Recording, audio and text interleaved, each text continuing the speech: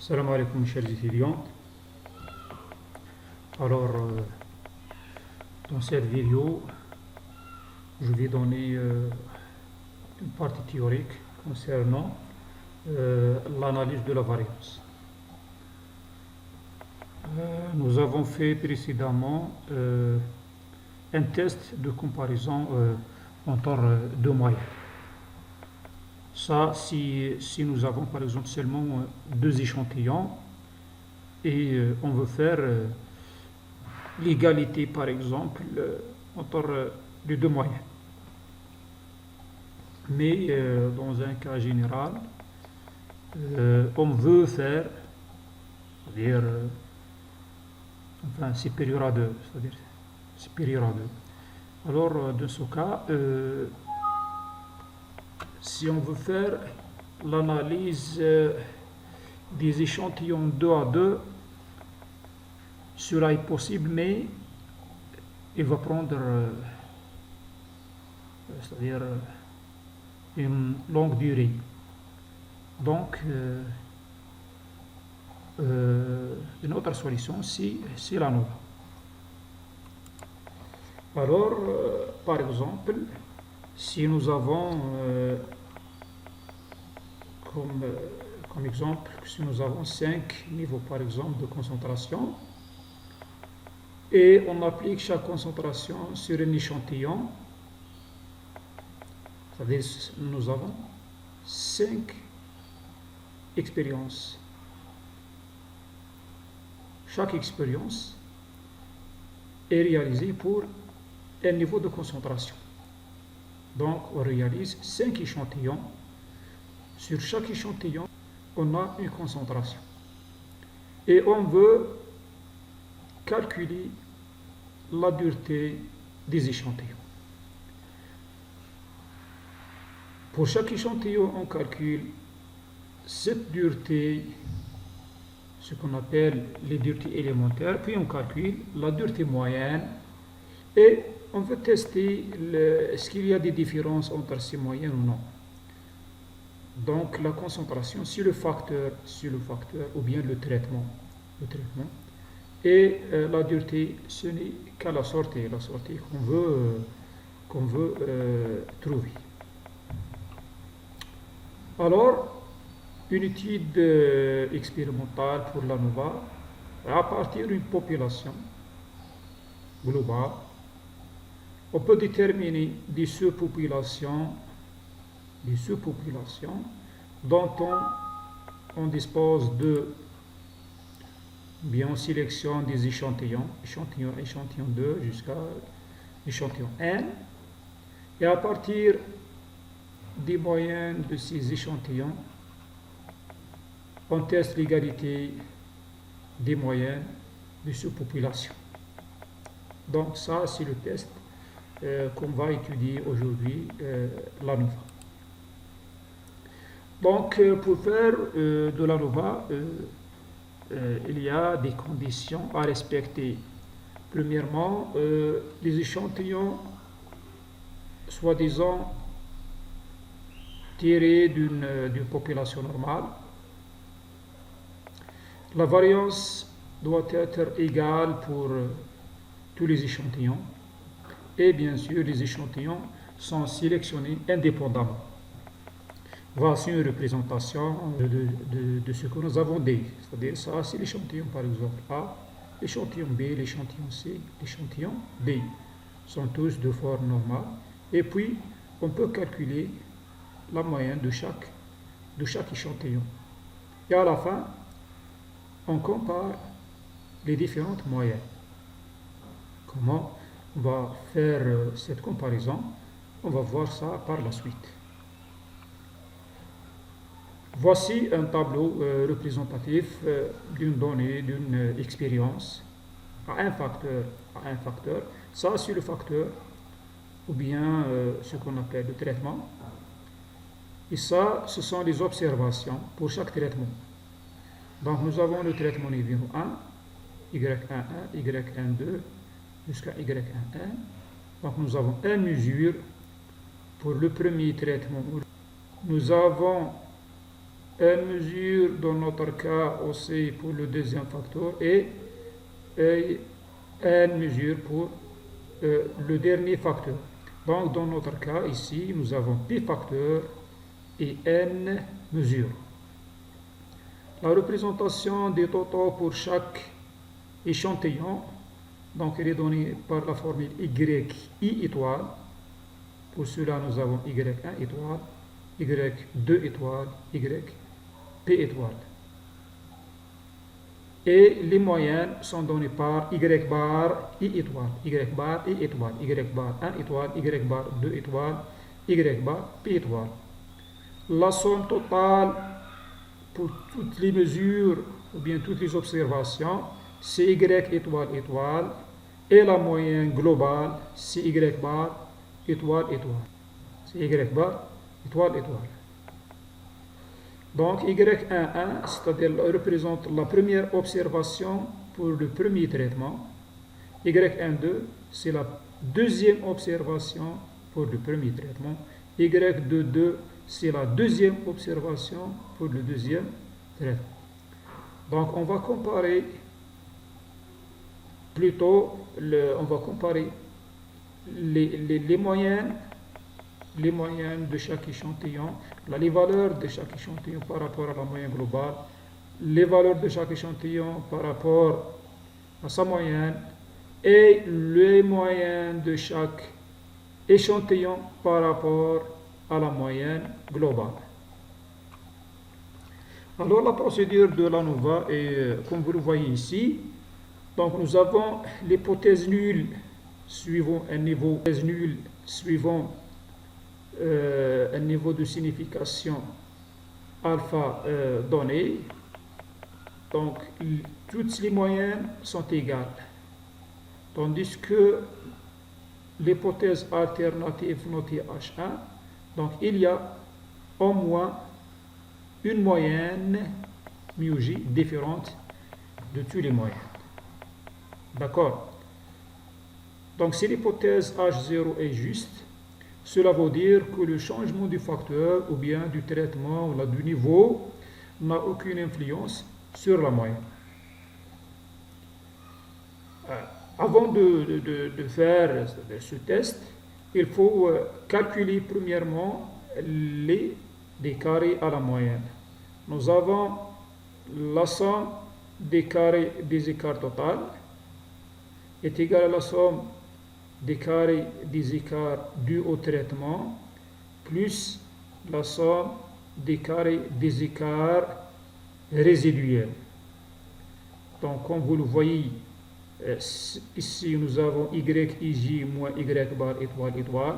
Donc c'est la différence entre la mesure par rapport à la moyenne globale. Ici, nous avons Y bar I étoile moins Y bar étoile étoile. Donc, c'est la différence entre la moyenne du traitement I par rapport à la moyenne globale. Et nous avons ici YIJ moins Y bar étoile étoile. C'est-à-dire la variation entre, ou bien la différence entre la mesure de l'échantillon I par rapport à sa moyenne Y bar I.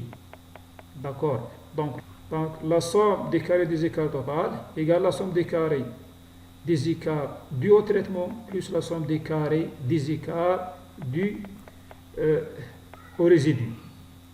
On peut représenter ça par un petit graphique, comme vous le voyez ici. Donc nous avons ici ce point représente la moyenne globale de toutes les mesures.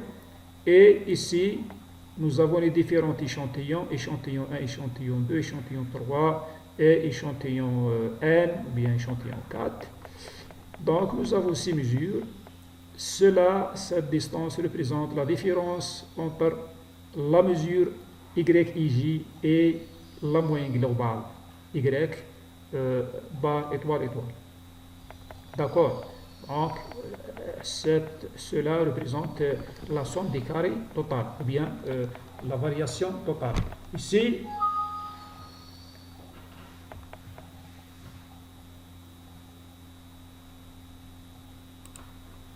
Ici,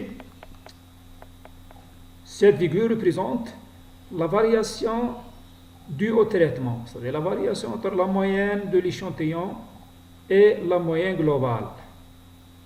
Et ici, représente la variation, bien la variabilité résiduelle ou bien du résidu, c'est-à-dire la différence entre la valeur YIJ et la valeur moyenne de son échantillon I.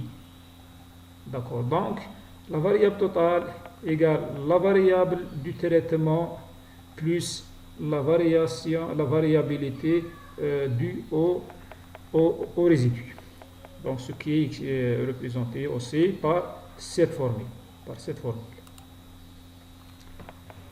Pour déterminer la variable statistique pour le calcul de l'ANOVA, il faut passer par les moyennes des carrés. Les moyennes de carré représentent quoi? Ce ne sont que les variances estimées. Puisque la variance estimée, ce n'est que la somme des xi moins x bar au carré divisé par n moins 1, c'est-à-dire divisé par le degré de liberté. Les sommes des carrés des écarts totaux, son degré de liberté, c'est n moins 1. Pour la somme des carrés des écarts du traitement, le degré de liberté, c'est pi moins 1. Et pour la somme des carrés au résidu, le degré de liberté, c'est n moins pi. Je peux revenir un peu en arrière. Donc si nous avons ici par exemple n mesures, donc au total, donc on prend n moins 1. Nous avons ici par exemple pi échantillon, donc pi facteur, donc le degré de liberté ici, pi moins 1. La moyenne des carrés total, c'est la somme des carrés des écarts total divisé par n moins 1. La moyenne des carrés dus au traitement, c'est la somme des carrés des écarts du traitement divisé par pi moins 1. Et la somme des carrés et la moyenne des carrés des résidus est égale à la somme des carrés des écarts des résidus divisé par n moins pi. Ce qui nous intéresse ici, sont ces deux formules, puisque la variable statistique F0, puisque c'est une variable de Fisher, alors elle est égale à quoi? C'est la somme des carrés des traitements divisé par pi moins 1 divisé par la somme des carrés des écarts résiduels divisé par 1 moins pi. Donc ce n'est que la moyenne des carrés des traitements divisé par la moyenne des carrés des résidus. On réalise alors ce qu'on appelle le tableau de l'ANOVA. Le tableau de l'ANOVA comporte les traitements et les erreurs et le total. La somme des carrés dus au traitement, la somme des carrés des écarts résiduels, la somme des carrés dus au traitement. Donc si nous déterminons par exemple la première valeur et la deuxième et la dernière valeur, on peut déterminer facilement la somme des carrés dus au résidu. De la même manière, si nous avons le degré de liberté total n-1 et le degré de liberté pour le traitement, on peut déterminer directement le degré de liberté dû aux erreurs, égale n-pi, puisque pi moins 1 plus n-pi égale n-1. Le calcul de MC traitement, c'est-à-dire la moyenne des carrés du haut traitement, ce n'est que SC E traitement divisé par pi moins 1. MC résiduel, la moyenne des carrés des résidus, égale à SC E résiduel divisé par 1 moins pi. Donc on détermine F0. À partir de F0, on peut aussi déterminer pi-valeur, c'est-à-dire la pi-valeur qui est égale à pi z supérieur à F0 en utilisant le tableau de Fisher. À pi moins 1 degré de liberté et n moins pi degrés de liberté. Donc nous avons 2 degrés de liberté. La règle de décision est très simple. Donc si nous regardons cette figure, nous avons 2 zones. La première zone, c'est la zone d'acceptation ou bien de non-rejet. Elle représente 1 moins alpha.